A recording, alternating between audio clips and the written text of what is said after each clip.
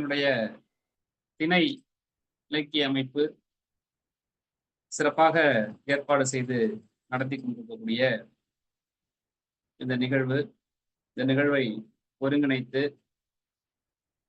என்னை நிகழ்வில் பங்கேற்க செய்திருக்கக்கூடிய அன்பிற்கினிய தோழர் லமாறன் ஐயா அவர்களுக்கும் இந்நிகழ்வை சிறப்பான முறையில் நெறியாள்கை செய்து கொண்டிருக்கக்கூடிய அன்பிற்கினிய தோழர் பிரபு ஐயா அவர்களுக்கும் முதற்கண் என்னுடைய வணக்கத்தை தெரிவித்துக் கொள்கிறேன். நிகழ்வில் பங்கேற்றிருக்கக்கூடிய அனைத்து தமிழ் நெஞ்சங்களுக்கும் என்னுடைய வணக்கத்தையும் நன்றியையும் தெரிவித்துக் கொண்டு, முக்கியமாக இந்த நிகழ்வு 2-3 வாரங்களுக்கு முன்பு திரைப்பட பாடலாசிரியரும் கவிஞருமான அண்ணன் பழனி பாரதி அவர்களை நேர்காணல் செய்து சிறப்பாக நடத்தியிருக்கிறது இந்த அமைப்பு. பழனி பாரதி அண்ணன் போன்றவர்கள் பங்கேற்ற இந்த திணை இலக்கிய அமைப்பில் என்னை போன்ற எளியவனுக்கும் வாய்ப்பு வழங்கிய இந்த அமைப்பினருக்கு என்னுடைய நன்றியை தெரிவித்துக் கொள்கிறேன். தமிழ் நம்ம எல்லாம் இணைக்கிறது. அந்த தமிழ் இன்றைக்கு அறிவியல் தமிழாக வளர்ந்து உலகமெங்கும் தமிழர்கள் அறிவார்ந்தவர்களாகவும் இந்த மொழி அறிவார்ந்த மொழியாகவும் அடையாளம் காட்டப்பட்டு வருகிறது. பல்வேறு நாடுகளில் தமிழையும் தமிழர்களுக்கான அங்கீகாரத்தையும் பல்வேறு நாடுகள் வழங்கி வருகின்றன. அதற்கெல்லாம் முக்கிய காரணமாக இந்த மொழியில் காலந்தோறும் அவ்வப்போது ஏற்பட்டு வந்திருக்கக்கூடிய மாற்றங்களைத்தான் நாம் குறிப்பிட வேண்டும். எதுவுமே மாறுதலுக்கு காலத்திற்கேற்ற மாறுதலுக்கு உட்படவில்லை என்றால் அது எந்த ஒன்றாக இருந்தாலும் நீடித்து நிலைத்திருக்காது. விரைவில் அது அழிந்து போகும். அது மொழிக்கும் பொருந்தும். அந்த மொழியை பயன்படுத்தக்கூடிய மக்கள், மொழியின் வழியான மாற்றத்தை மக்களும், மக்கள் மொழியின் மீது செலுத்துகின்ற அதை மொழியும் ஏற்றுக்கொள்ள வேண்டும். மொழியின் மீது ஏற்படக்கூடிய மாற்றத்தை காலத்திற்கேற்ற மாற்றத்தை மக்கள் ஏற்க வேண்டும். மக்கள் மொழியின் மீது செலுத்துகின்ற மாற்றத்தை மொழியும் ஏற்றுக்கொள்ள வேண்டும். அப்படி மாறுதலை உள்வாங்கிக் கொண்டு அதற்கு ஏற்ப தகவமைத்துக் கொள்ளக்கூடிய மொழிதான் கால ஓட்டத்தில் கரைந்து விடாமல், நீர்த்து போகாமல், நீடித்து நிலைத்திருக்க முடியும். அடிப்படையில் நம்முடைய தமிழ் மொழியானது இத்தனை ஆண்டு காலம் நீடித்து நிலைத்திருப்பது மட்டுமல்லாது, உலக அளவில் பரவி பறந்துபட்டு ஒரு மொழியாக இன்றைக்கு இருப்பதற்கு மிக முக்கிய காரணம் முந்தை பழமைக்கு பழமையும் பிந்தை புதுமைக்கு புதுமை என்று சொல்வார்களே, அதே போல புதுமைக்கு புதுமை ஏற்படும் பொழுதெல்லாம், உலகில் புதுமை ஏற்படும் பொழுதெல்லாம், மாறுதல் ஏற்படும் பொழுதெல்லாம் அந்த மாறுதலை மொழி உள்வாங்கிக் கொள்ள வேண்டும். அப்படி உள்வாங்கிக் கொண்ட காரணத்தினால்தான் இன்றைக்கு அமெரிக்கா போன்ற நாடுகளிலும், இன்னும் ஐரோப்பிய நாடுகளிலும், கிழக்காசிய பகுதிகளிலும் உலக அளவில் இன்றைக்கு தமிழ் மொழி மிக முக்கிய இடத்தை பெற்றிருக்கிறது என்பது நாம் உணர்ந்து கொள்ள வேண்டும். எதற்காக சொல்கிறேன் என்றால், எதையும் மாற்றக்கூடாது, மாறுதலே இங்கு நிகழக்கூடாது என்று பலர் நினைத்துக் கொண்டிருக்கிறார்கள், எண்ணிக்கொண்டிருக்கிறார்கள். மரபை பாதுகாக்க வேண்டும், பழமையை பாதுகாக்க வேண்டும் என்றெல்லாம் இங்கே பேசுவது கேட்பதற்கு ஒரு வகையில் சரியாக படுவதை போல் தோன்றும். ஆனால் மாறுதலுக்கு உள்ளாகாத எதுவுமே நீடித்து நிலைத்திருக்க முடியாது. அப்படி காலங்காலமாக காலந்தோறும் தமிழ் மொழியில் பல்வேறு மாறுதல்கள் நிகழ்ந்து வந்திருக்கும். அந்த அடிப்படையில் இன்றைக்கு நாம் பார்க்க இருப்பது தமிழர்களுடைய கலை வடிவமான நாடகம்.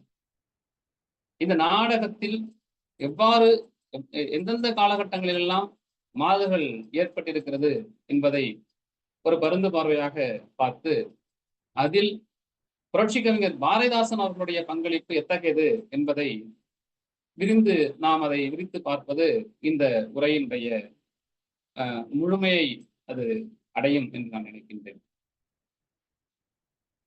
தமிழ் நாடகம் குறித்த செய்திகள் அல்லது பதிவுகள் தொல்காப்பியர் காலத்திலிருந்தே நமக்கு கிடைக்கின்றன.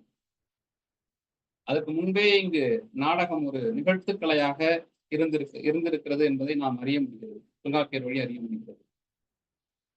அதே போல பல்வேறு நாடக நூல்கள், நாடகம் குறித்த நாடக இலக்கண நூல்கள் இருந்த செய்தியையும் நாம் அறிய முடிகிறது. மதிவாணர் நாடகத்தமிழ், சயந்தம், சைச்சியம், முறுவல் போன்ற பல்வேறு நாடகம் குறித்த நூல்கள் இருந்த செய்தியையும் நாம் அறிய முடியும்.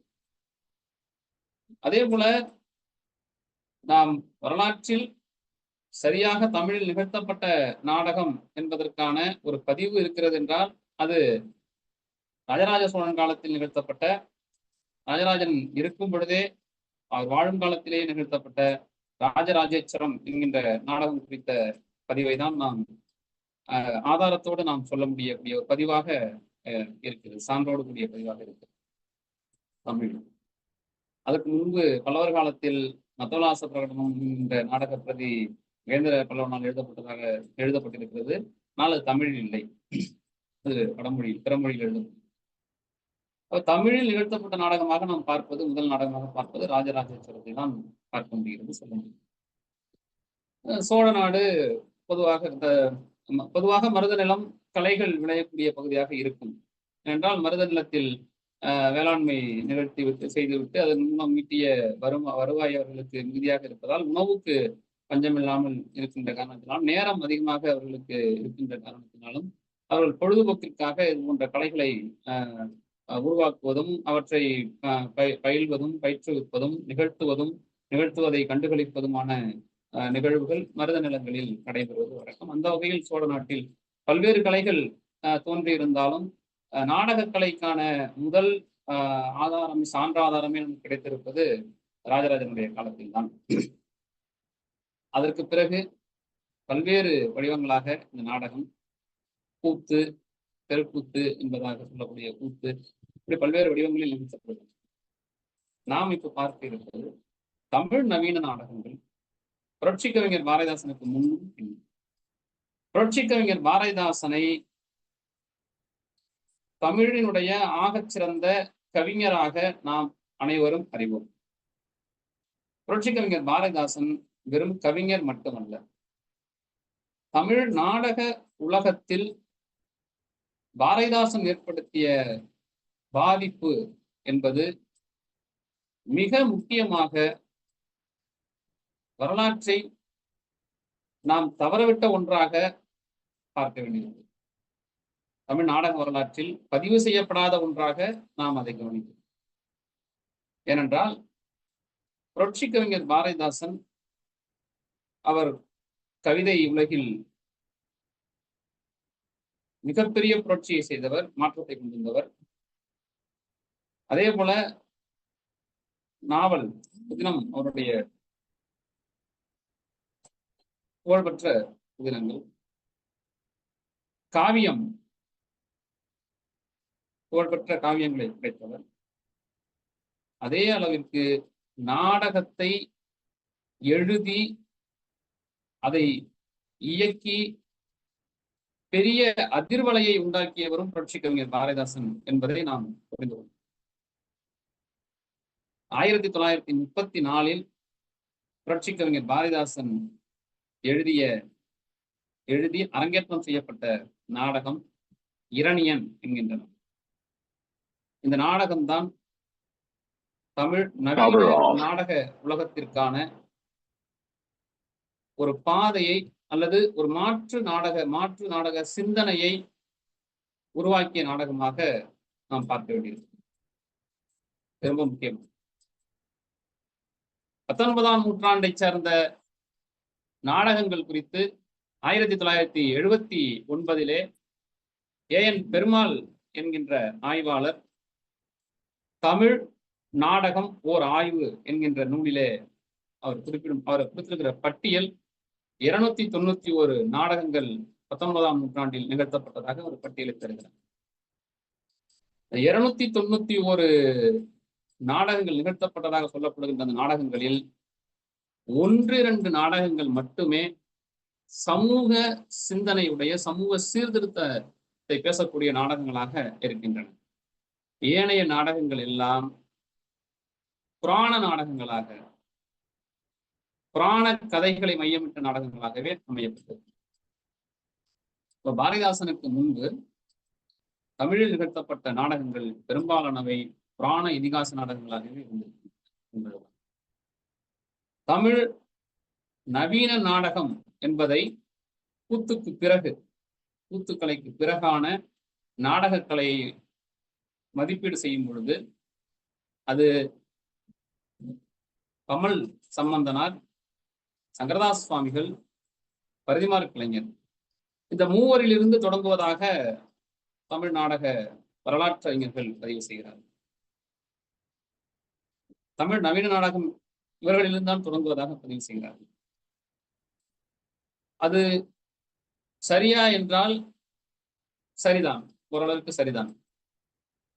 ஏனென்றால் கூத்து என்கின்ற அந்த வடிவத்தில் இருந்து ஒரு மேடை நாடக வடிவத்திற்கு தமிழ் நாடகத்தை மாற்றியதில் சங்கரதாஸ் சுவாமிகள் அவர்களுடைய பங்களிப்பு மிக முக்கியமானது.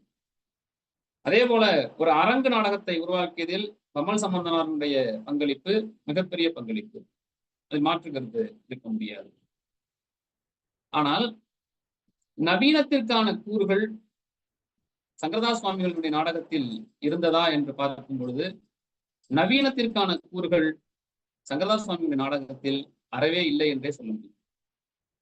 முழுக்க முழுக்க சங்கரதாஸ் சுவாமிகளுடைய நாடகங்கள் புராண கதைகளை மையமிட்ட நாடகங்களாகவே அமையப்பட்டது.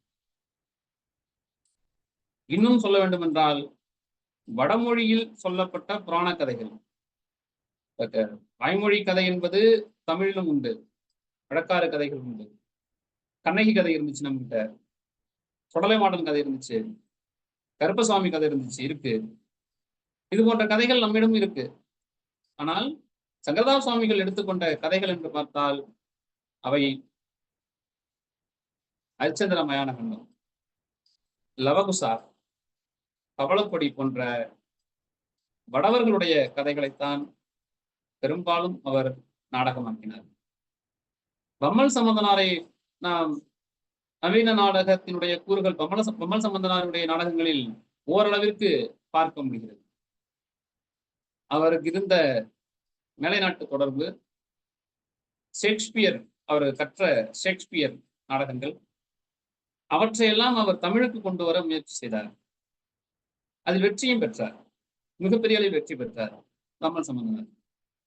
ஆனாலும் பம்மல் சம்பந்தனாருடைய நாடகங்கள் மேட்டுக்குடி மக்களுக்கான நாடகங்களாகவே அமைந்தது.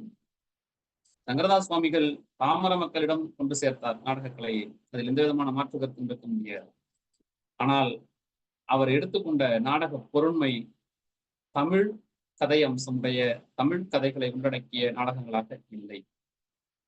பம்மல் சம்பந்தனார் மேலைநாட்டு நாடகங்களை மொழிபெயர்த்தார், மேலைநாட்டு நாடக வடிவத்தை அவர் கை கொண்டார், அரங்கு நாடகங்களை அவர் மிக சிறப்பாக நடத்தி காமித்தார், அதில் வெற்றியும் கண்டார், பெரிய அளவில் வெற்றி கண்டார். மிகப்பெரிய அவர் படித்த மேதை என்பதால் அவருடைய நாடக அமைப்பு, நாடகம் எல்லாம் படித்தவர்களுக்கான, மேட்டுக்குடி மக்களுக்கான பார்வையாளர்களை கொண்ட நாடக அரங்குகளாகவே அவை அமையப்பட்டன. எளிய மக்களுக்கு அவை வந்து சேரவில்லை, பம்மல் சம்பந்தனாருடைய நாடகம் வந்து சேரவில்லை. இதில் பரிதிமாறு கலைஞரை நாடக மூவர்கள் என்று சொல்வது பொருத்தமற்றதாக இருக்கும் என்று நான் நினைக்கிறேன். நான் மட்டுமல்ல, இது நம்முடைய நாடக ஆசான் ராமசாமி ஐயா அவர்களுடைய பதிவிலும் படித்தான் அவர் பதிவு செய்கிறார். ஏனென்றால் பரிதிமாறு கலைஞர் நாடகக்கலை குறித்த ஒரு நூலை அவர் எழுதியிருக்கிறார், நடிப்பு கலை குறித்த ஒரு நூலை அவர் எழுதியிருக்கிறார். 2 நாடகங்களை தான் அவர் இயக்கி நடித்திருக்கிறார். பெண் வேடமிட்டு கூட கலாவதி ரூபாவதி என்ற நாடகங்கள் தான் அவர் இயக்கி நடித்திருக்கிறார். மற்றபடி ஒரு பம்மல் சம்பந்தனார் அளவிற்கும் சங்கரதாஸ் சுவாமிகள் அளவிற்கும் ஒரு பெரிய பங்களிப்பை பிரதிமா கலைஞர் நாடக உலகிற்கு அவர் வழங்கவில்லை. ஓரளவிற்கான ஒரு தொடக்க நிலையிலான பங்களிப்பை அவர் நாடக உலகிற்கு வழங்கியிருக்கிறார். மற்றபடி தமிழுக்கு தனித்தமிழ் இயக்கத்திற்கு வித்திட்டது இதிலெல்லாம் அவருடைய பங்களிப்பு பெரிய பங்களிப்பு, அது நாம் இருக்க முடியாது. நாடக உலகிற்கு அது ஒரு மூவர் என்பதை அது நமக்கு ஒரு பழக்கம் இருக்கிறது. 3 தமிழ் எதுவாக இருந்தாலும் முக்கணி, அது மாதிரி 3 நாடக மூவர்கள், இசை மூவர்கள், மும்மூர்த்திகள் என்று சொல்லக்கூடிய அந்த மரபிலிருந்து அந்த பழக்கத்திலிருந்து இப்படி ஒன்றை பின்னால் வந்த நாடக வரலாற்று அறிஞர்கள் உருவாக்கி இருக்கக்கூடும். ஆனால் அது அந்த வகையில் இருந்துச்சு. விடுதலை இயக்கம் காந்திய சகாப்தம் தொடங்கிய 1919க்கு பிறகான காந்திய சகாப்தம் இந்தியாவில் பரவ தொடங்கிய காலகட்டத்தில் கூட காங்கிரஸ் பேர் இயக்கமோ விடுதலை போராட்டத்தில் ஈடுபட்ட இயக்கங்களோ நாடகத்தை இயக்க நடைமுறைகளில் அல்லது இயக்க செயல்பாடுகளில் ஒன்றாக நாடகத்தை இவர்கள் யாரும் முன்னெடுக்கவில்லை. 1925 தொடங்கப்பட்ட பொதுவுடைமை இயக்கம் கூட, இந்தியாவில் தொடங்கப்பட்ட பொதுவுடைமை இயக்கம் கூட நாடகத்தை தங்கள் செயல்பாடுகளில் ஒன்றாக அவர்கள் கை கொள்ளவில்லை என்பதையும் பேராசிரியர் மு. ராமசுவாமி ஐயா அவர்கள் பதிவு செய்கிறார். அந்த வரிசையில் கதரின் வெற்றி என்கின்ற நாடகத்தை 1922 கிருஷ்ணசாமி பாவலர் அவர்கள் உருவாக்குகிறார். தமிழில் நிகழ்த்தப்பட்ட முதல் சமூக சீர்திருத்த நாடகமாக இதைத்தான் பார்க்கிறோம். சமூக நவீன நாடகம் என்பதற்கும் சமூக சீர்திருத்த நாடகம் என்பதற்குமான வேறுபாடு உண்டு. நவீன நாடகம் என்று எதை சொல்கிறோம் என்றால், கூத்து என்கின்ற மரபை விடுவித்துக் கொண்டு கூத்து என்கிற மரபிலிருந்து விடுதலையாகி மேடை அமைப்போடு கூடிய கதாபாத்திரங்களை உருவாக்கி வைத்துக் கொண்டு முறையாக பயிற்றுவிக்கப்பட்டு உரையாடலும் பாடலும் கலந்து வரக்கூடிய காட்சிப்படுத்தக்கூடிய காட்சி 1, 2 என்று காட்சி அமைப்பை உருவாக்கக்கூடிய நாடக முறையிலிருந்து தான் நாம் நவீன நாடகம் என்று வரையறை செய்கின்றோம். அதனால்தான் சங்கரதாஸ் சுவாமிகளிலிருந்து இந்த நவீன நாடகத்தை நாம் அந்த வரலாற்றை தொடங்குகிறோம். இப்படியாக இந்த நாடக போக்கு ஒரு பக்கம் சென்று கொண்டிருக்கும் பொழுது இன்றைக்கு இருக்கக்கூடிய நவீன நாடகம், இன்றைக்கு நகர்ப்புறங்களில் பல நவீன நாடக குழுக்கள் இயங்கி வருகின்றன. பல்வேறு நாடக அந்த குழுக்கள் நாடக நடிப்பு பயிற்சியை நாடக பயிற்சியை முறையாக கொடுத்து நாடகத்தை உருவாக்கி அரங்கேற்றம் செய்து வருகிறார்கள், நிகழ்த்தி கொண்டிருக்கிறார்கள். ஒரு நிகழ்த்தாக எங்கேயும் பல்வேறு இடங்களில் நிகழ்த்தி கொண்டிருக்கிறார்கள். இந்த நவீன நாடக செயற்பாட்டாளர்கள் குறிப்பாக கூத்துப்பட்டறை முத்துசாமி, ராமானுஜம் ஐயா, பிரளயன், ஞானி, கே. குணசேகரன், மு. ராமசாமி ஐயா, இது போன்ற நவீன நாடக செயற்பாட்டாளர்கள் இன்றைக்கு அண்மையில் மறைந்திருந்தாலும் அல்லது இப்பொழுது வாழ்ந்து கொண்டிருக்கக்கூடிய இப்ப நான் சொன்ன பட்டியலில் உள்ளவர்களில் ஒரு சிலர் மறைந்து விட்டார்கள், பலர் இன்றைக்கும் வாழ்ந்து கொண்டிருக்கிறார்கள். இந்த நவீன நாடக செயற்பாட்டாளர்கள் அவர்களுடைய பார்வையில் நவீன நாடகம் அதனுடைய தோற்றம் குறித்து பேசுகையில் அவர்கள் குறிப்பிடுவது 1970களினுடைய இறுதி, இன்னும் சரியாக சொல்ல வேண்டும் என்றால் 73க்கு பிறகான பாதல் சர்க்கார் அவர்கள் உருவாக்கிய நாடக அமைப்பு முறையைத்தான் நவீன நாடக மரபாக நவீன நாடகத்தினுடைய தோற்றுவாயாக கருதுகிறார்கள். பல்வேறு இன்றைக்கு இருக்கக்கூடிய நவீன நாடக செயற்பாட்டாளர்கள் அவற்றை தான் ஏற்றுக்கொள்கிறார்கள். அதே போல தமிழ்நாட்டில் திண்டுக்கல்லில் இருக்கக்கூடிய காந்திகிராமம் பல்கலைக்கழகத்தில் நிகழ்த்தப்பட்ட நவீன நாடக பயிற்சி, நேஷனல் தியேட்டர் தேசிய நாடக பயிற்சி பள்ளி நிகழ்த்திய 10 நாட்கள் பயிற்சி பட்டறை. அந்த பயிற்சி பட்டறையில் தான் மு. ராமானுஜம் ஐயா அவர்கள் இந்த பயிற்சி பட்டறை ஒருங்கிணைத்து நடத்துகிறார். அந்த பயிற்சி பட்டறையில் பயிற்சி கலந்து கொண்டவர்கள் தான் கூத்துப்பட்டறை மறைந்த நாடக செயற்பாட்டாளர் ஐயா முத்துசாமி அவர்கள், இது போல இன்னும் பலர். அவர்கள் எல்லாம் அந்த திண்டுக்கல் பயிற்சி பட்டறையில் இருந்து உருவானவர்கள். அதற்கு பிறகுதான் இன்றைக்கு நாம் பார்த்து கொண்டிருக்கக்கூடிய நவீன நாடகங்கள் வளர தொடங்கின, உருவாக தொடங்கின, அந்த ஆக்கங்கள் வர தொடங்கின. கூத்துப்பட்டறை எல்லாம் 1977 அவர் முத்துசாமி அவர்கள் நிறுவுகிறார். அதே போல நிஜ நாடக சபை, இப்படி பல்வேறு நாடக அமைப்புகள், சென்னை நாடக சபை, இப்படியான பல்வேறு நாடக சபைகள், நாடக பயிற்சி பட்டறைகளை உருவாக்கக்கூடிய செயற்பாட்டாளர்கள் எல்லாம் வளர்ந்தது இந்த திண்டுக்கல் பயிற்சி பட்டறைக்கு பிறகு, காந்திகிராமம் பல்கலைக்கழக பயிற்சி பட்டறைக்கு பிறகு. பாதல் சர்க்காரை முன்வைத்துதான் இந்த பயிற்சி பட்டறை நடைபெறுகிறது. பாதல் சர்க்காரை வழியூற்றிதான் இந்த பயிற்சி பட்டறை நடைபெறுகிறது. பாதல் சர்க்கார் முன்வைத்த நவீன நாடக முறை என்பது என்ன என்றால், அரங்குக்கு வெளியே நாடகத்தை அரங்குக்குள் இருந்து வெளியில் மீட்டெடுப்பது என்பதுதான் அவருடைய முக்கியமானது. நாடகம் நிகழ்த்தக்கூடியவருக்கும் பார்வையாளருக்கும் இடையில் எந்த தடைகளும் இருக்கக்கூடாது என்று அவர் நினைத்தார்.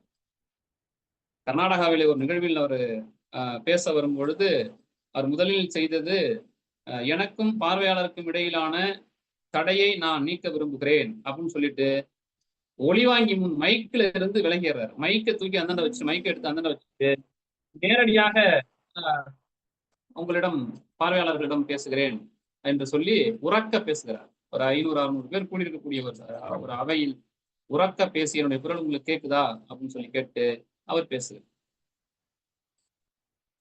பிறகு மேடை நிகழ்த்தக்கூடியவர்கள், நடிக்கக்கூடியவர்கள் மேடையில் மேல் இருப்பதும் பார்வையாளர்கள் கீழ் இருப்பதும் அது ஒரு தடையாக அவர் நினைக்கிறார். ஆனால் மேடை இல்லாத, அரங்கு இல்லாத, நாடகம் நிகழும் இடத்தை தேடி மக்கள் வர வேண்டும் என்கின்ற நிலையை மாற்றி, மக்கள் இருக்கின்ற இடத்தை தேடி நாடகங்கள் செல்ல வேண்டும் என்கின்ற நிலையை பாதல் சர்க்கார் அவர்கள் உருவாக்குகிறார். இதுதான் அவருடைய முக்கியமான அந்த நவீன நாடகத்தினுடைய.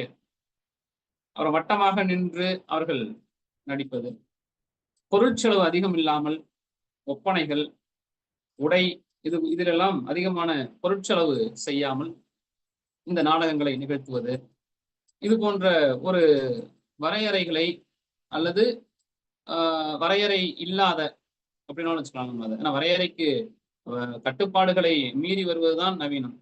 அப்படியான பல்வேறு முயற்சிகளை அவர் பாதல் சர்க்கார் அவர்கள் முன்னெடுக்கிறார். அந்த முறையை பின்பற்றி தான் இன்றைய நவீன நாடகங்கள் உருவாகும். குறிப்பாக கலைக்கானதா, கலை மக்களுக்கானதா?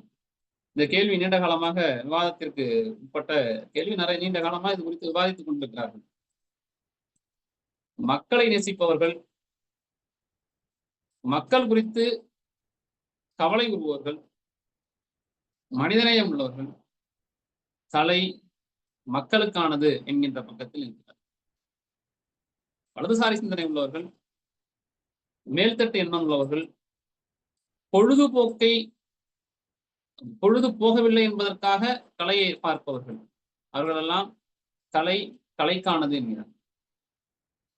ஆனால் கலை மக்களுக்கானது என்பதை புரிந்து கொண்ட கலைஞர்கள் நவீன நாடகத்தில் அவர்களுடைய பங்களிப்பு மிக முக்கியமானது. அவர்கள் எடுத்துக்கொண்ட கருப்பொருள் என்பது, இன்றைக்கு நவீன நாடக கருப்பொருள் என்பது தீண்டாமை கொடுமை, சாதிய பேதம், பெண் அடிமைத்தனம், இன்னும் விளிம்பு நிலை மக்கள் குறித்த பார்வை, இப்படியாக பாலின பாகுபாடு, திருநங்கைகள் குறித்த அவர்கள் மீதான அக்கறை அல்லது அவர்களுடைய உரிமைக்கான குரல், இவ்வாறான பல்வேறு கருவை நாடகமாக்கி நிகழ்த்தி கொண்டிருக்கிறார்கள் இன்றைய நவீன செயற்பாட்டாளர். இந்த நாடக, இன்றைக்கு நவீன நாடகம் என்று சொல்லக்கூடிய இந்த நவீன நாடகம் புரட்சி கவிஞர் பாரதிதாசனில் இருந்து எப்படி வளர்ந்து வந்தது என்பதுதான். ஆக புரட்சி கவிஞர் பாரதிதாசனுக்கு முன்பு தமிழில் நிகழ்த்தப்பட்ட நாடகங்கள் என்று நாம் பார்த்தால், தமிழில் நிகழ்த்தப்பட்ட நாடகங்கள் என்றுதான் அவற்றை சொல்ல வேண்டுமே தவிர, அவை தமிழர்களுக்கான நாடகங்கள் என்று நாம் சொல்லிவிட முடியாது. காரணம், அந்த கதை, அதில் வந்த கதாபாத்திரங்கள் இவை யாவும் வடமொழியிலிருந்து வந்து, அதுதான் நம்ம முக்கியமா பார்க்கணும். ராமாயணம் நாடகம் நிகழ்த்தப்படுகிறது என்றால் இலங்கையினுடைய தமிழ்வேந்தன் ராவணனை ராமன் வதம் செய்வது. ஆக ஆரிய வடவர்களை புகழ்ந்து அவர்களை கதாநாயகர்களாக கொண்டு நம் தமிழ் இனத்தை, தமிழ் மக்களை அசுரர்களாகவும், கரடிகளாகவும், குரங்குகளாகவும், ராட்சசர்களாகவும் சித்தரித்த கதைகளைத்தான் தமிழில் நாடகமாக நிகழ்த்தி வந்தது. பேரறிஞர் அண்ணா அவர்கள் ஒரு இடத்திலே குறிப்பிடுவார், பெண்ணை, எலும்புக்கூட்டை பெண்ணாக மாற்றிய கதைகளை நாம் எத்தனை காலத்திற்குத்தான் நாடகமாக சொல்லிக் கொண்டிருப்பது? எலும்புக்கூட்டை பெண்ணாக மாற்றிய கதைகளை நாம் எத்தனை காலத்திற்கு தான் நாடகத்தில் சொல்லிக் கொண்டிருப்பது? வீட்டு அடுப்படியில் எலும்புக்கூடாக தேய்ந்து கொண்டிருக்கும் பெண்ணுக்காகவும் நாம் நாடகம் நிகழ்த்த வேண்டும் என்று அறிஞர் அண்ணா அவர்கள் கூறுகிறார். இந்த அண்ணாவிற்கு இந்த பார்வை புரட்சி கவிஞர் பாரதிதாசனுடைய இரணியன் நாடகத்தில் இருந்து எப்படி ஒரு புதிய நாடக முறையை, புதிய நாடக செயற்பாட்டை, புதிய நாடக சிந்தனை மரபை எப்படி தோற்றுவித்தது என்பதை நாம் பார்க்க வேண்டும். புரட்சி கவிஞர் பாரதிதாசனுடைய இரணியன் நாடகம் தமிழ் நிலத்தில் ஏன் அதை நாம் முக்கியமாக பதிவு செய்ய வேண்டியிருக்கிறது என்பதை திரும்பவும். புரட்சி கவிஞர் இரணியனுடைய நாடக கதையும் புராண கதை தான். சங்கரதாஸ் சுவாமிகளுடைய லவகுசா, அதே போல பக்த பிரகலாதன், இந்த பக்த பிரகலாதன் நாடகம்தான் இரணியன் நாடகத்தினுடைய கதை. பக்த பிரகலாதன் கதை இரணியன் என்கின்ற ஒரு அரக்கன், அந்த கொடுங்கோலன், அவனுடைய மகன் பிரகலாதன். இரணியன் மக்களை நேசித்தவன், பிரகலாதன் நாராயணனை வணங்கியவன், பெருமாளை வழிபட்டவன். அது அந்த கதைதான் நரசிம்ம அவதாரத்தினுடைய கதை.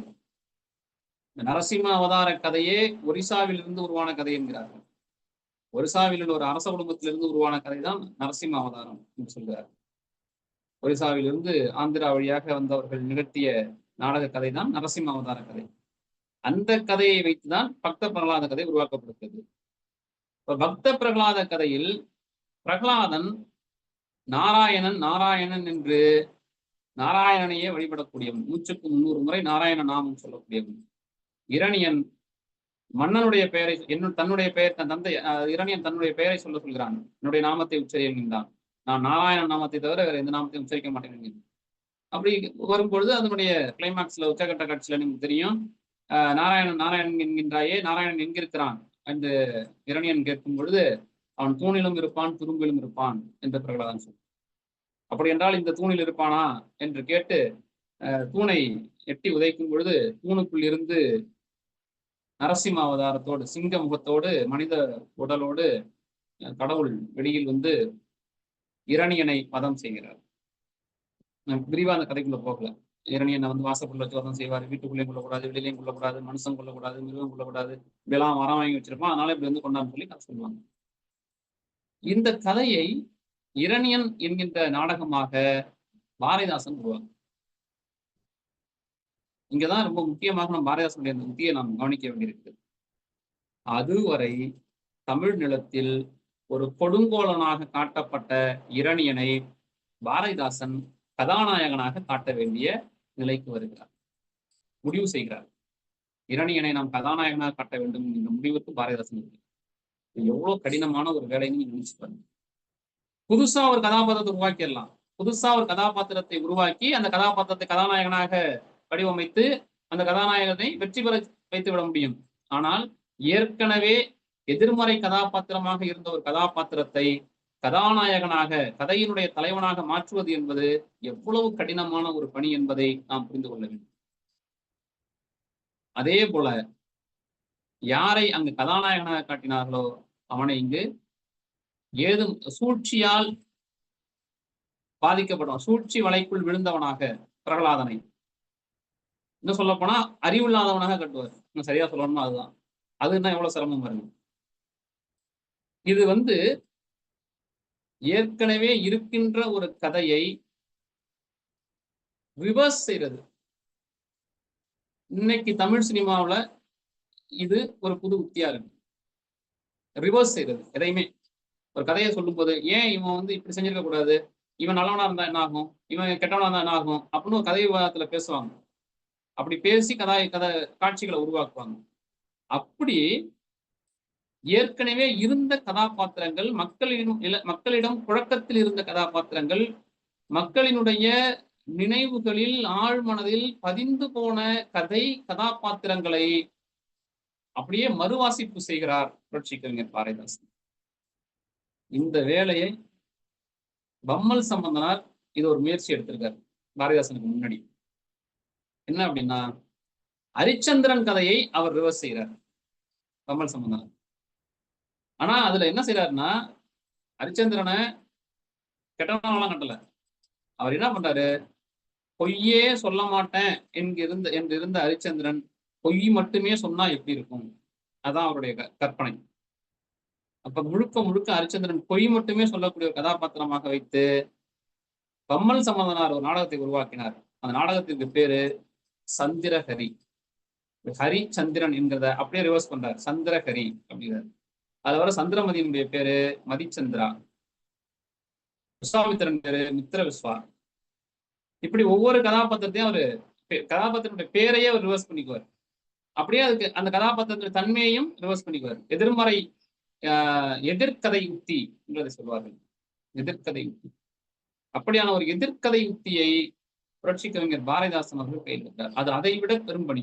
பம்மல் சம்பந்தனார் செய்த முயற்சியை விட ஒரு பெரும் முயற்சி, பெரும்பணி புரட்சி கவிஞர் பாரதிதாசன் மேற்கொண்டு. செல்வாக்கு பெற்ற ஒரு தலைவன், மக்களிடம் செல்வாக்கு பெற்ற ஒரு தலைவன், மக்களிடம் எதிர்மறையாக கொடுங்கோலனாக கட்டமைக்கப்பட்ட ஒரு தலைவனை கதாநாயகனாக காட்டக்கூடிய முயற்சியை புரட்சி கவிஞர் பாரதிதாசன் எடுத்தார்.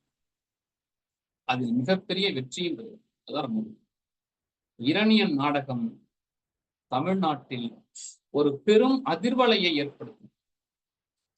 அந்த நாடக அரங்கேற்றம் சென்னையில் நடக்கிறது.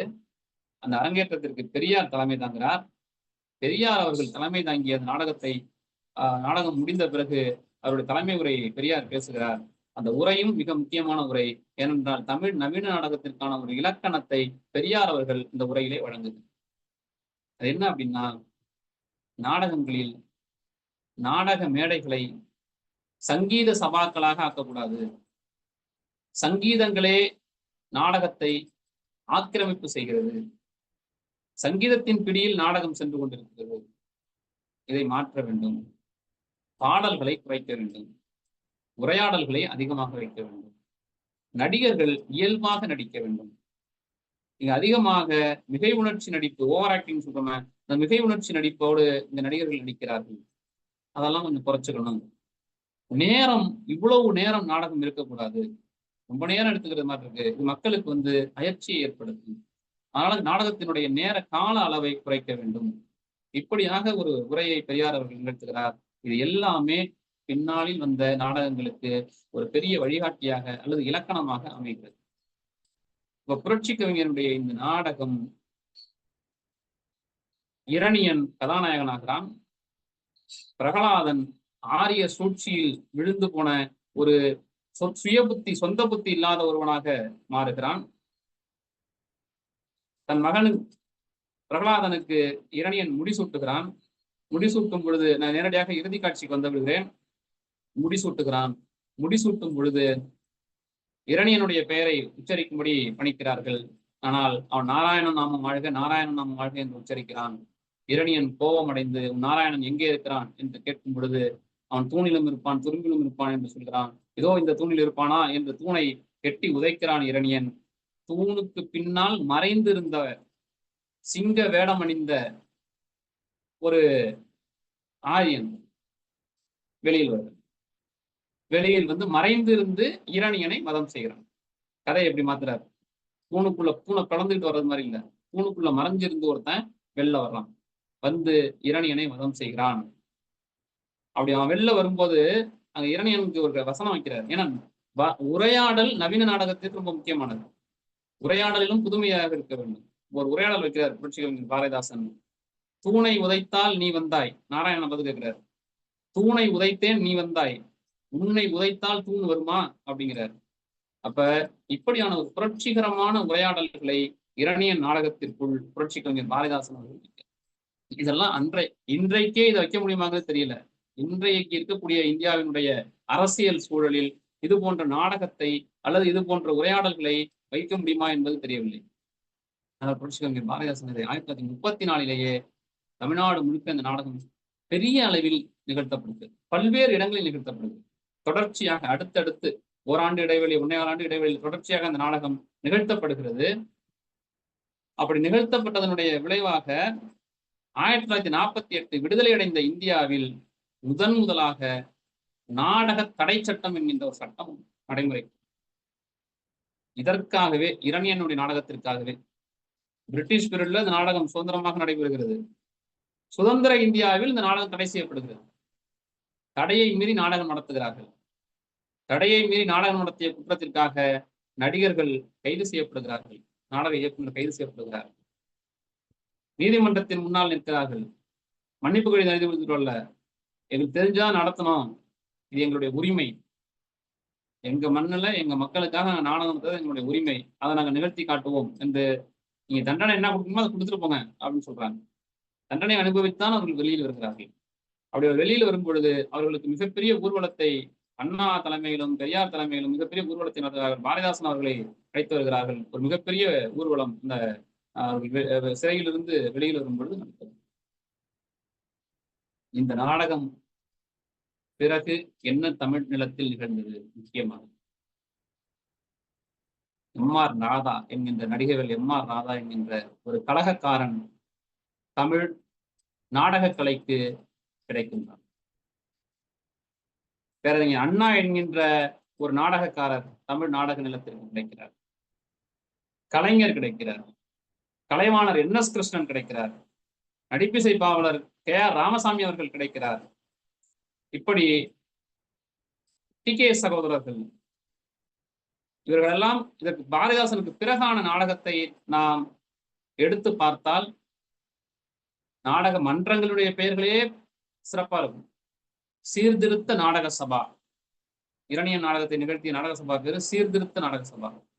அந்த மன்றத்தினுடைய பெயரே, நாடக மன்றத்தினுடைய பெயர் சுயமரியாதை நாடக சபா.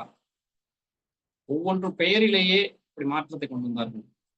நாடகங்களுடைய பெயர் தூக்கு மேடை, நச்சுக்கோப்பை, பெயர்கள் இரத்த கண்ணீர், எப்படியான பெயர்கள் வைக்கிறார் பாருங்க.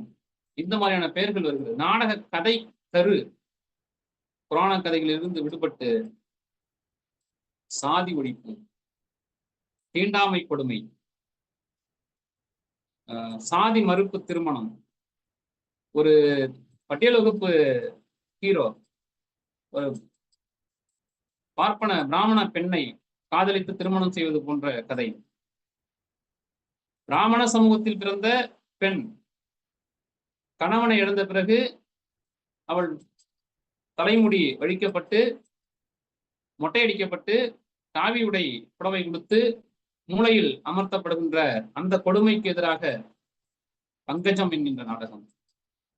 பல்வேறு நாடகங்கள், சாதி மறுப்பு குறித்த நாடகங்கள், பெண் விடுதலை குறித்த நாடகங்கள், தமிழ் உணர்ச்சி, மொழி உணர்ச்சி, இன உணர்ச்சி, மான உணர்ச்சி, தமிழ்நாடு என்கின்ற அந்த தமிழருடைய நிலம் குறித்த புரிதலை ஏற்படுத்தக்கூடிய நாடகங்கள், இப்படியாக தமிழ் நிலத்தில் பல்வேறு நாடகங்களை நிகழ்த்தி காட்டுகிறார்கள். எல்லாம் புரட்சி கவிஞர் பாரதிதாசன் போட்ட விதை. தொடங்கி வைத்தது புரட்சி கவிஞர் பாரதிதாசன். அப்படி பாரதிதாசனுக்கு பிறகான இந்த நாடகம் ஒரு கட்டத்திற்கு பிறகு சமூக சீர்திருத்த நாடகங்களாக மாறுகின்றன. இந்த இடம் ரொம்ப முக்கியமாக நான் பதிவு செய்ய விரும்புகிறேன். ஏனென்றால் இந்த சமூக சீர்திருத்த அமைச்சூர் டிராமாஸ், சமூக சீர்திருத்த நாடகம் அமைச்சூர் மன்றங்கள் வச்சு நடத்தினாங்க. நடப்பியல் நாடகம் என்று அதை சொன்னார்கள், சமூக சீர்திருத்த நாடகங்கள் என்று அதை சொன்னார்கள். இந்த சமூக சீர்திருத்த நாடகங்கள் குறித்த பதிவு தமிழ் நாடக வரலாற்று உலகில் பெரிய அளவில் இல்லாமல் போயிடும். இன்னும் சொல்ல போனால் அவர்கள் கண்டுகொள்ளப்படாத கலைஞர்களாகவே போய்விட்டார்கள். சமூக சீர்திருத்த நாடகங்களை ஒவ்வொரு கிராமங்களிலும் 2000 3000 கிராம மக்களை கூட்டி வைத்துக் கொண்டு திருவிழா காலங்களில் சமூக சீர்திருத்த நாடகங்களை அந்தந்த ஊரில் உள்ள கலைஞர்களை வைத்துக் கொண்டே, அந்தந்த ஊரில் உள்ள இளைஞர்களை பயிற்றுவித்து, அந்தந்த ஊரில் உள்ள நாடக இயக்குனர்கள் படைப்பாளிகளே நாடகங்களையும் உருவாக்கி படைத்து பல்வேறு நாடகங்கள் இந்த தமிழ்நாட்டில் நிகழ்த்தப்பட்டது. எங்கள் பகுதிகளில், குறிப்பாக எங்கள் கிராமத்தை ஒட்டிய ஒரு எங்கள் ஊரில் ஒரு 12 கிராமங்களில் மட்டுமே 25க்கும் மேற்பட்ட சமூக சீர்திருத்த நாடக மன்றங்கள் இயங்கி வந்தன. இன்றைக்கு அவை இல்லை. இந்த நாடக சபாக்கள், நாடக மன்றங்கள் இன்றைக்கு இல்லை. இதில் நடித்த கலைஞர்கள் எல்லோருமே எங்கள் பகுதியைச் சார்ந்த இளைஞர்கள். அவர்களே முறையாக பயிற்றுவித்து அவர்களுக்கு பயிற்சி கொடுத்து நாடகத்தை நிகழ்த்துவார்கள். நாடக கரு பெரும்பாலும் நாம் முன்னாடி பட்டியலிட்ட அந்த கருவை மையமாக வைத்ததாகவே நடப்பியல் நாடகங்கள் என்ற பெயரில். அதிலே சில வரலாற்று நாடகங்களும் இருக்கும். சாணக்கியனை மையமாக வைத்த சாணக்கிய சபதம் போன்ற நாடகங்களும் நிகழ்ந்திருக்கின்றன. தாஜ்மஹால் நாடகங்கள் நிகழ்த்தப்பட்டிருக்கின்றன. ஷாஜஹான் பற்றிய நாடகம். இது போன்ற வடநாட்டு கதைகளை வைத்த நாடகங்களும் இந்த சமூக சீர்திருத்த நாடகங்களில் நடந்திருக்கின்றன. புலிகேசி சாளுக்கிய மன்னர்களுக்கும் பல்லவர்களுக்கும் இடையிலான போர், அது குறித்த நாடகங்கள் நிகழ்த்தப்பட்டிருக்கின்றன. இப்படி பல்வேறு நாடகங்கள், வரலாற்று வீரபாண்டிய கட்டபொம்மன் நாடகங்கள் நிகழ்த்தப்பட்டிருக்கின்றன. அசோகர் சக்கரவர்த்தியினுடைய நாடகங்கள் நிகழ்த்தப்பட்டிருக்கின்றன. இது போன்ற நாடகங்கள் ஒரு பக்கம் நிகழ்த்தப்பட்டிருந்தாலும் அவற்றை தாண்டிய நடப்பியல் நாடகங்களும் பல நாடகங்கள் நிகழ்த்தப்பட்டது. இந்த நடப்பியல் நாடகங்கள், சமூக சீர்திருத்த நாடகங்கள் தமிழ் சமூகத்தில் மிகப்பெரிய அளவிலே அவருடைய பங்களிப்பை அளித்திருக்கிறார்கள். ஆனால் அந்த கலைஞர்கள், அந்த படைப்பாளிகள் ஆய்வாளர்களாலும் கண்டுகொள்ளப்படவில்லை. அவர்கள் மீது கலை குறித்த அக்கறை உள்ளவர்களாலும் கண்டுகொள்ளப்படவில்லை. அரசாங்கத்தாலும் கண்டுகொள்ளப்படும். ஆய்வாளர்களும் கலை ஆர்வலர்களும் கண்டுகொண்டால்தான் அரசாங்கம் கண்டுகொள்ளும். அரசாங்கத்திற்கு அப்போதான் தெரியவே வரும். இந்த உரையினுடைய வாயிலாக நான் முன்வைக்க விரும்புவது, இந்த சமூக சீர்திருத்த நாடக படைப்பாளிகளை, அந்த கலைஞர்களை கண்டுகொண்டு, இன்றைக்கு வாழ்வாதாரம் இல்லாமல் இருக்கக்கூடிய அந்த கலைஞர்களை கண்டுகொண்டு அவர்களுக்கான வாழ்க்கையை, குறைந்தபட்ச ஓய்வூதியத்தையாவது அவர்களுக்கு வழங்குவதற்கு முன்வருவதற்கான முயற்சி மேற்கொள்ளப்படுமானால் அது இந்த உரையினுடைய பயனாக நான் கருது. மிக முக்கியமாக இதற்கு பிறகுதான் இந்த சமூக சீர்திருத்த நாடகங்களுக்கும் நான் ஒன்றை ஒப்பிட்டு விடைபெற விரும்புகிறேன். சமூக சீர்திருத்த நாடகங்கள் என்று சொல்லக்கூடிய நடப்பியல் நாடகத்திற்கும் இன்றைக்கு நவீன நாடகம் என்று சொல்லிக்கொண்டு நடத்தக்கூடிய நாடகத்திற்குமான மதிப்பீட்டை தர வேண்டும் என்றால், என்னுடைய பார்வையில் நவீன நாடகம் என்பது, இன்றைக்கு அவர்கள் பேசுகின்ற நவீன நாடகம் என்பது ஒரு சின்ன அரங்குக்குள் முடிந்து விடுகின்றது. பாதல் சர்க்கார் அரங்கை விட்டு வெளியே வந்து மக்களை தேடி நாடகம் போடுவோம், நாடகத்தை நிகழ்த்துவோம் என்று அவர் தொடங்கிய அந்த மரபிலிருந்து வந்தவர்கள் இன்றைக்கு ஒரு சிறிய அரங்கிற்குள் ஒரு 20-30 பேரை மட்டும் வைத்துக் கொண்டு நாடகத்தை நிகழ்த்தக்கூடிய நிலைக்கு அவர்கள் வந்திருக்கிறார்கள். அந்த கதை என்ன ஏதுங்கிறது அவர்களுக்கு மட்டும்தான் புரியும். நவீன நாடகம் தெரிந்தவர்களுக்கு அல்லது அது பயிற்சியில் இருந்தவர்களுக்கு தான் அது புரியும். நம்மை போன்ற பாமரர்களுக்கு அந்த நவீன நாடகம் குறித்து எந்த புரிதலும், என்னை போன்றவர்களுக்கு புரிவதில்லை. ஆனால் சமூக சீர்திருத்த நாடகங்கள் போட்ட அது ஏற்படுத்திய பாதிப்பு என்பது மிக முக்கியமானது. 2000-3000 மக்கள் கூடியிருக்கக்கூடிய ஒரு கோவில் திருவிழாவில் இந்த நாடகங்களை 2 மணி நேரம் நிகழ்த்துவார்கள், 3 மணி நேரம் நிகழ்த்துவார்கள். கூட்டம் கலையாமல் அப்படியே இருக்கும். மக்கள் அந்த நாடக கதாபாத்திரங்களோடு ஒன்றி போய்விடுவார்கள். பல்வேறு சிக்கல்களுக்கு இடையே எல்லாம் அந்த நாடகத்தை அவர்கள் நிகழ்த்தியிருக்கிறார்கள். பல்வேறு சிரமங்களுக்கு இடையே நிகழ்த்தியிருக்கிறார்கள். பல்வேறு எதிர்ப்புகளுக்கு இடையும் நிகழ்த்தியிருக்கிறார்கள். ஆதிக்க பெரியர்களினுடைய எதிர்ப்புக்கு இடையிலெல்லாம் இந்த நாடகங்கள் நிகழ்த்தப்பட்டிருக்கின்றது. எனவே அது போன்ற சமூக சீர்திருத்த நாடகங்கள் உருவாவதற்கும், நவீன நாடக கூறுகள் தமிழிலே தோன்றுவதற்கும், புதிய புதிய முயற்சிகள் தமிழ் நாடகத்தில் தோன்றுவதற்கும் காரணமாக புரட்சி கவிஞர் பாரதிதாசன் அவர்கள் இருந்திருக்கிறார் என்பதுதான் இந்த என்னுடைய உரையின் வாயிலாக நான் சொல்ல விரும்பக்கூடிய செய்தியாகும். எனவே புரட்சி கவிஞர் பாரதிதாசனை நாம் வெறும் கவிஞராக மட்டும் கருதி விடாமல் தமிழ் நாடக நிலத்திற்குள், தமிழ் நாடக உலகிற்குள் ஒரு புது மாறுதலை, புது ரத்தத்தை பாய்ச்சிய ஒரு படைப்பாளியாக, ஒரு புரட்சியாளராக நாம் பாரதிதாசனை கருத வேண்டிய தேவையும் இருக்கிறது. முன்பு எப்பையும் விட புரட்சி கவிஞர் பாரதிதாசனை நாம் அதிகமாக வாசிக்கவும், அவரை அதிகமாகவும் மக்களிடம் கொண்டு செல்ல வேண்டிய தேவையும் நெருக்கடியுமான ஒரு சூழலிலும் நாம் இருந்து கொண்டிருக்கிறோம் இன்றைக்கு தமிழ்நாட்டில், இந்தியாவில் பொதுவாக. பாரதிதாசனை அடுத்த தலைமுறைக்கு கடத்த வேண்டிய ஒரு தேவை இருக்கிறது. பாரதிதாசன் போன்றவர்கள் நாடகக்கலையிலும் கவிதை உலகிலும் இது போன்ற மாற்றங்களை, புது முயற்சிகளை மேற்கொள்ளாது போயிருந்தால் தமிழ் தன்னுடைய அடுத்த கட்ட பாய்ச்சலுக்கு தயாராகாமல் தேய்ந்து போயிருக்குமே தவிர ஒரு அடி கூட முன்னேறி இருக்காது என்பதை இந்த நேரத்திலே பதிவு செய்து எனக்கு வாய்ப்பளித்த திணை இலக்கிய அமைப்பிற்கும் அன்பு தோழர் இளமாறன் அவர்களுக்கும் நிகழ்ச்சியை நெறியாள்கை செய்து கொண்டிருக்கக்கூடிய பிரபு அவர்களுக்கும் என்னுடைய நன்றியை தெரிவித்துக் கொண்டு விடைபெறுகிறேன். நன்றி, வணக்கம்.